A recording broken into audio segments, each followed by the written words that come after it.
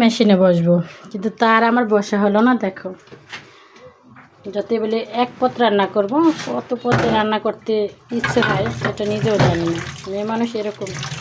ছোটো মাছ দিয়ে পুঁই শাক দিয়ে রান্না করব, আর এটা কিন্তু রান্না করব তেলাপিয়া মাছ দিয়ে। এই তো, আর লাউ দিয়ে কিন্তু ডাল রান্না করব, এই তো ডাল।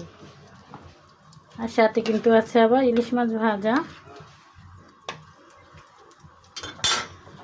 রিজিকের মালিক হয়েছে আল্লাহ, কীভাবে যে এত ব্যবস্থা হয়ে যায় জানি না। কখনই কিন্তু কল্পনা করি না এত পথ রান্না করব। যখন কিনা রান্না করতে আসি কীভাবে যে আল্লাহ তাআলা রিজিকের ব্যবস্থা করে দেয় জানি না। বুঝতে পারছেন?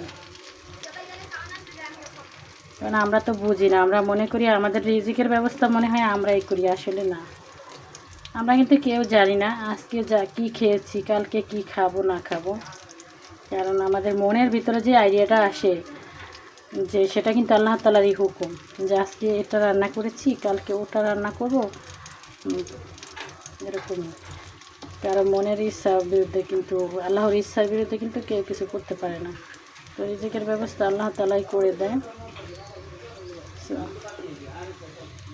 আমার মেয়ের অনেক পছন্দ ইলিশ মাছ, তার জন্য কিন্তু আজকে ইলিশ মাছ রাখলাম তাজা তাজা। এই যে মাছটা আবার সাথে কিন্তু ডিম আছে, ডিম আমার মেয়ের অনেক পছন্দ।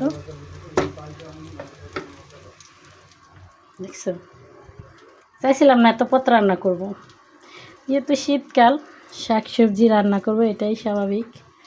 আর আমার তো অনেক পছন্দ এরকম শাক সবজি রান্না করা।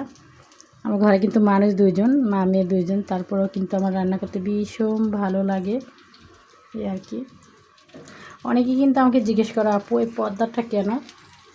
কারণ বাইরের থেকে যে লোক আসা যাওয়া করে সব, মানে আমি রান্না করতে দাঁড়াইলে দেখা যায়, এই জন্য কিন্তু পর্দাটা লাগাইছি, কারণ আমার সেফটির জন্য।